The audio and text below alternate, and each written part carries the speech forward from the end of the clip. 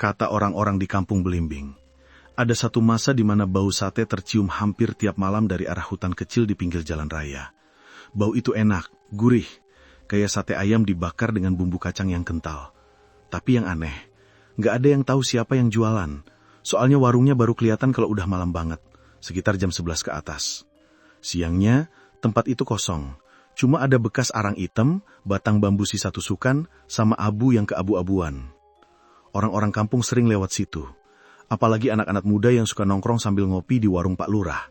Mereka bilang, sate malam itu paling enak, dagingnya empuk banget. Padahal nggak ada satupun yang tahu siapa penjualnya. Cuma katanya, laki-laki tua berkumis tebal yang jarang ngomong. Orang-orang nyebut dia Pak Idi. Pak Idi ini dulunya tukang jual sate ayam keliling. Hidupnya pas-pasan, tapi jujur. Istrinya meninggal karena sakit demam berdarah, anak satu-satunya pergi ke kota, kerja di pabrik, tapi udah 2 tahun nggak pulang. Pak Idi hidup sendirian di rumah kayu dekat sawah. Tiap hari cuma ngelap gerobak satenya, tapi jarang jualan. Katanya rugi terus, apalagi pas harga daging ayam naik. Sampai suatu malam, Pak Idi ketemu seseorang di pasar hewan Wonosari. Orang itu aneh. Pakai baju hitam panjang, wajahnya pucat kayak orang kurang tidur, dan matanya merah kayak abis nangis darah. Orang itu beli semua sisa sate Pak Idi, padahal udah dingin, udah gosong separoh. Dia ngeluarin uang banyak banget, lembaran 100 ribuan yang masih baru. Terus bilang, kalau kamu mau daganganmu laku terus, malam Jumat Kliwon nanti, dateng ke hutan Cemoro Sewu, bawa sate ayam 5 tusuk dan seekor gagak hitam. Pak Idi waktu itu ketawa kecil. Mana ada orang jualan sate pakai gagak, Pak? Orang itu cuma nyengir. Kalau kamu mau hidup enak, jangan tanya, datang saja. Pak Idi pikir itu cuma gurauan, tapi malam Jumat Kliwon berikutnya, dia nggak sengaja lewat hutan Cemoro Sewu karena rodanya bocor. Hutan itu gelap, dingin, dan anginnya kayak bisikan orang. Saat dia lagi pasang ban, dari dalam hutan keluar suara nyanyian aneh, kayak orang tua ngelantunkan mantra. Pak Idi ngerasa merinding, tapi penasaran. Dia masuk pelan-pelan, bawa senter kecil. Di tengah hutan dia lihat api unggun. Dan di sekitarnya ada 5 orang berpakaian serba hitam mengelilingi sesuatu yang digantung di pohon. Waktu di senter, ternyata itu bangkai gagak. Bulunya hitam legam, matanya masih terbuka. Di bawahnya ada tungku kecil dengan wajan berisi darah segar. Salah satu dari mereka tiba-tiba nengok ke arah Pak Idi dan bilang, "Kau datang juga." Pak Idi gemeter, mau lari, tapi kakinya berat. Orang itu ngasih isyarat supaya mendekat. "Kau yang disuruh bawa sate ayam?" Pak Idi mengangguk kaku. "Letakkan di sini," katanya. "Mulai malam ini, sate ayammu akan selalu laku. Tapi kau harus ganti 1 tusuk dengan daging gagak. Jangan pernah bilang ke siapapun, kalau kau langgar, kau akan ganti posisimu dengan gagak itu." Setelah itu, Pak Idi nggak ingat apa-apa. Dia cuma sadar udah pagi. Gerobaknya ada di depan rumah, tapi di atasnya ada seekor gagak mati. Bulunya bau anyir, tapi entah kenapa dagingnya masih segar. Entah dorongan dari mana Pak Idi ambil daging itu, potong kecil-kecil, dan campur dengan daging ayamnya. Dalam hati kecilnya dia ragu, tapi dia juga butuh uang. Akhirnya dia bakar semua, jual di pinggir jalan besar. Dan anehnya, malam itu, semua dagangannya laku keras. Orang-orang berebut bilang sate Pak Idi paling enak sedesa. Bahkan ada yang pesan buat acara hajatan. Pak Idi senyum puas, uangnya tebel di kantong. Tapi di antara suara gembiranya, ada yang aneh. Dari jauh, dia dengar suara gagak tertawa. Beberapa hari kemudian, Pak Idi mulai rutin ke hutan Cemoro Sewu tiap malam Jumat. Selalu ada orang-orang hitam itu di sana. Mereka nggak pernah ngomong banyak, cuma ngasih daging gagak baru dan pesan yang sama, jangan bilang siapa-siapa. Lama-lama Pak Idi terbiasa. Bahkan dia udah nggak jijik lagi motong daging gagak. Rasanya memang beda, lebih kenyal, lebih gurih. Tapi yang bikin aneh, orang-orang malah makin ketagihan. Sampai suatu malam, anak muda kampung sebut aja Roni penasaran. Dia sering beli sate Pak Idi, tapi tiap kali makan rasanya kayak ada rasa amis yang aneh, tapi bikin nagih. Suatu malam dia mutusin ngintip. Dia sembunyi di balik semak pas Pak Idi lagi nyiapin sate. Tapi waktu dilihat, yang dibakar bukan daging ayam. Itu daging hitam. Uratnya besar dan baunya bukan ayam, tapi kayak bau bangkai burung campur darah basi. Roni muntah di tempat, tapi sebelum dia bisa kabur, Pak Idi tiba-tiba berdiri di belakangnya. Matanya merah, suaranya berat banget. "Kamu ngintip ya?" Roni gemetar. Tenggorokannya kering. Keringatnya menetes meski malam itu dingin banget. Pak Idi berdiri di depannya, masih pegang pisau sate yang ujungnya hitam karena arang. "Ngintip apa, Ron?" Suaranya pelan, tapi nadanya menusuk. Roni nggak bisa jawab. Paidi maju selangkah, matanya seperti bukan lagi mata manusia. Kau lihat dia. Roni akhirnya nekat lari. Sepatunya nyangkut di tanah becek, tapi dia terus ngebut tanpa nengok lagi. Dari belakang, dia dengar suara tawa Paidi, serak dan panjang, kayak suara gagak ketawa di tengah malam. Sampai rumah, Roni langsung ngunci pintu, tapi suara itu masih kebayang di telinganya. Sejak malam itu, Roni demam tinggi, badannya panas dingin, matanya sayu, dan setiap kali tidur dia mimpiin hal yang sama. Gagak hitam berdiri di atas gerobak sate, nyenyir sambil bilang, "Satu tusuk lagi, satu nyawa lagi." Orang tuanya panik, dipanggilin dukun, tapi nggak ada yang bisa bantu. Dukun cuma bilang, anaknya ini ngelihat sesuatu yang nggak seharusnya dilihat. Beberapa malam kemudian, Roni hilang. Orang tuanya nyari kemana-mana, ke sawah, ke pasar, sampai ke pinggir hutan. Tapi yang ditemukan cuma sepatunya, basah lumpur di dekat bekas arang tempat Paidi biasa jualan. Warga mulai heboh. Ada yang bilang Roni kabur, ada juga yang bilang dia diserang binatang. Tapi ada satu ibu-ibu yang ngaku lihat bayangan orang mirip Roni jalan malam-malam, mukanya pucat, matanya kosong, dan tangannya bawa sate satu tusuk. Paidi tetap jualan seperti biasa, tapi sekarang lebih sering malam.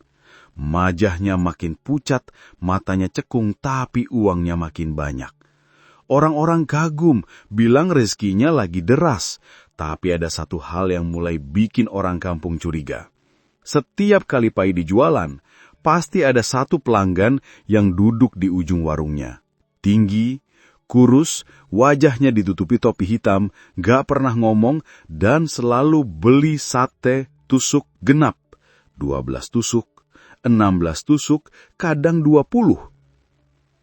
Setelah dia pergi, udara di sekitar warung langsung dingin kayak habis hujan.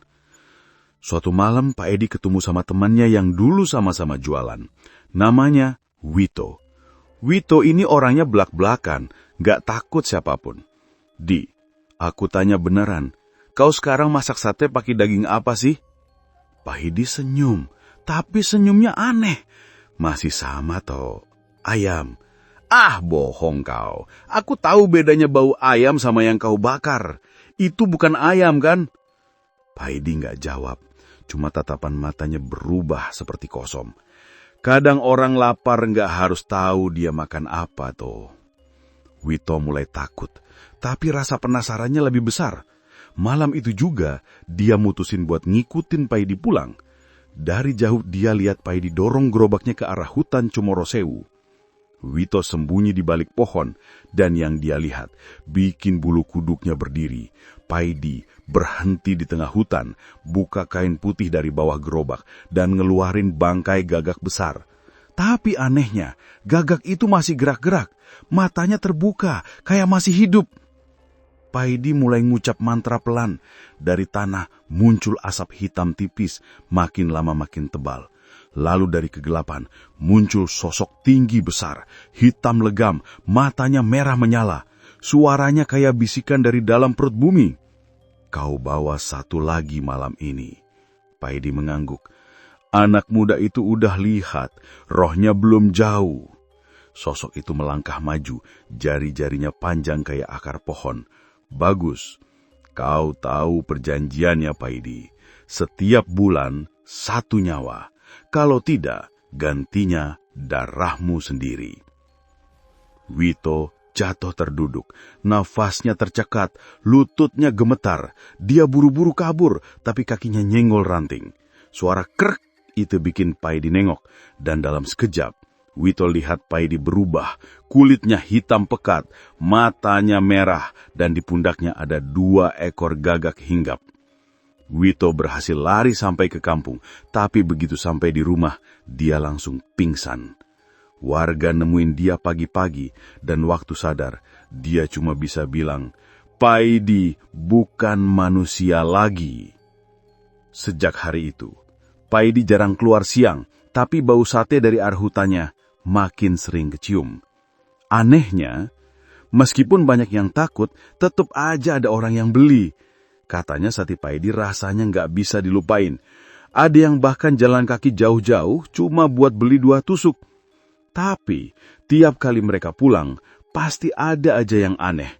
Ayam peliharaan mati mendadak, anak kecil demam tanpa sebab, atau suara gagak terdengar di atap rumah.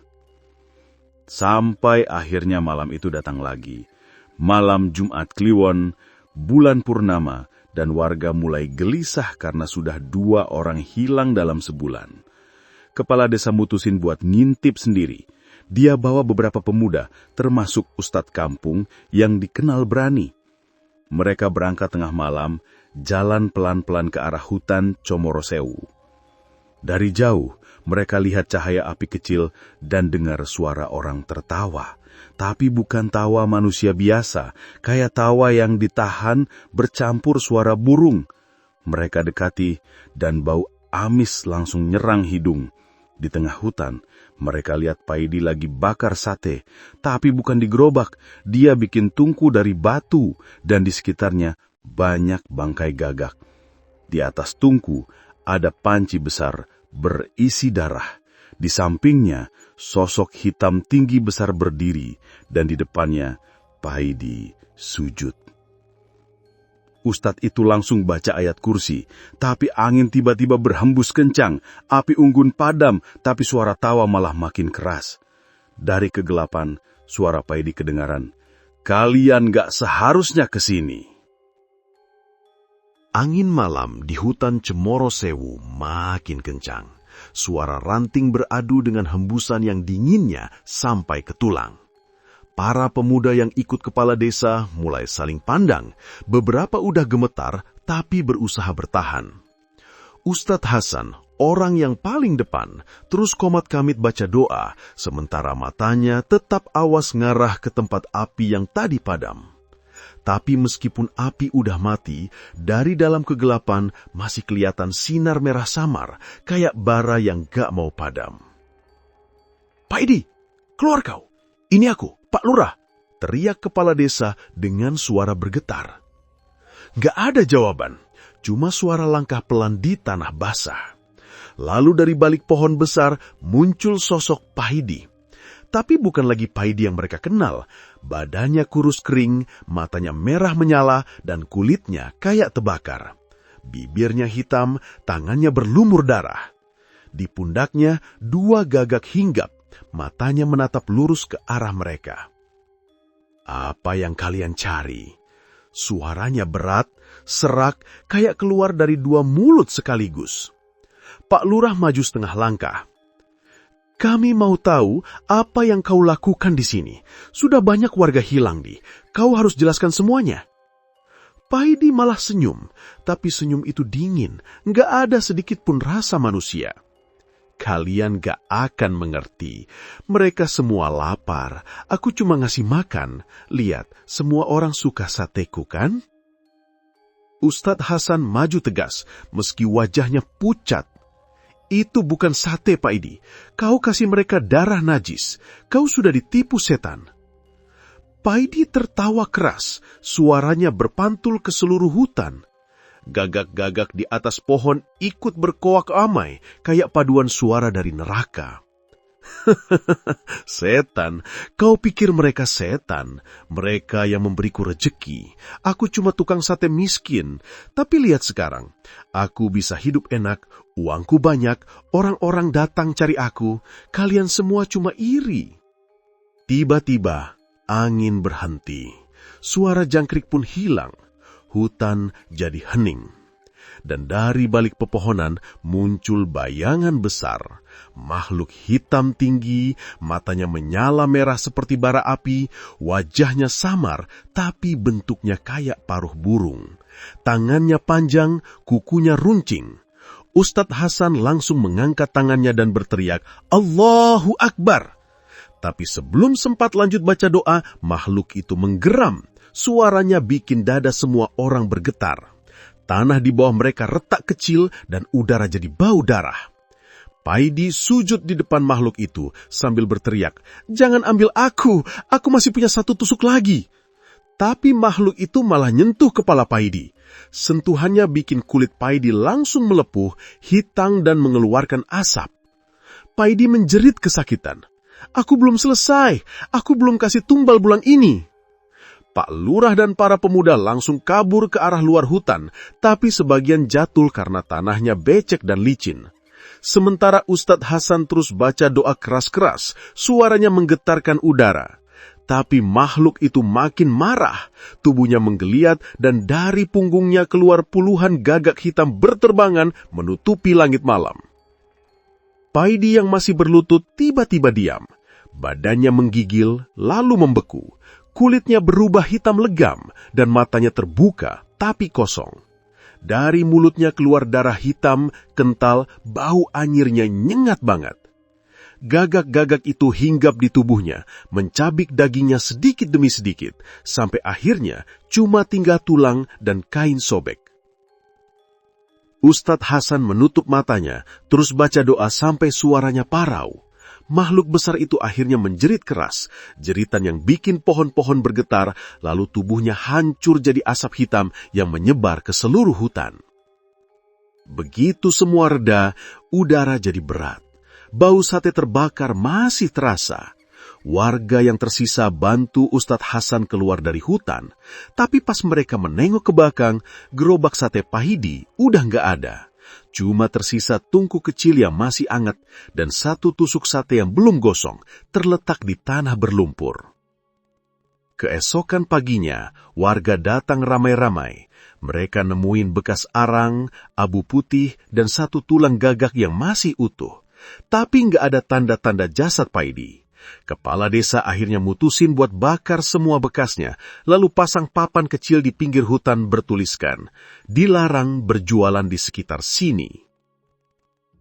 Selama beberapa bulan, keadaan kampung tenang, tapi bau sate itu kadang masih kecium di malam-malam tertentu, terutama kalau malam Jumat Kliwon.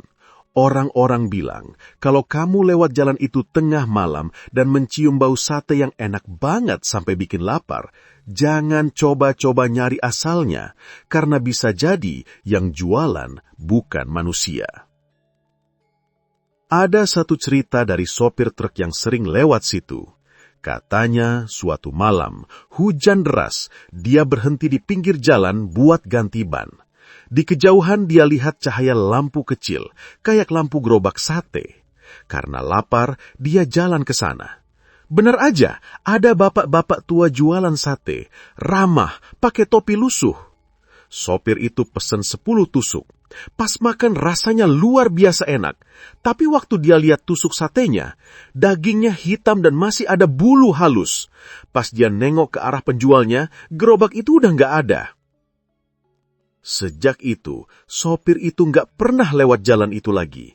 Dia bilang, sate itu paling enak yang pernah aku makan, tapi aku nggak mau lagi ngerasain rasa itu seumur hidup. Warga kampung Blimbing akhirnya terbiasa dengan cerita itu. Kadang ada yang bercanda, katanya kalau kamu ngidem sate tengah malam, jangan sebut nama Paidi, karena kalau kamu sebut, baunya bakal datang dari arah hutan, pelan-pelan sampai ke depan rumahmu. Sampai sekarang, anak-anak muda yang iseng sering uji nyali ke hutan Cemoro Sewu. Tapi mereka semua bilang hal yang sama, tempat itu aneh. Ada suara tusukan sate, ada asap kecil, dan kalau diperhatikan baik-baik, di antara pepohonan, kadang terlihat bayangan gerobak kecil bergoyang pelan, dengan papan nama di depannya yang samar-samar masih terbaca. Sate Paidi, daging asli, rasa tak terlupakan.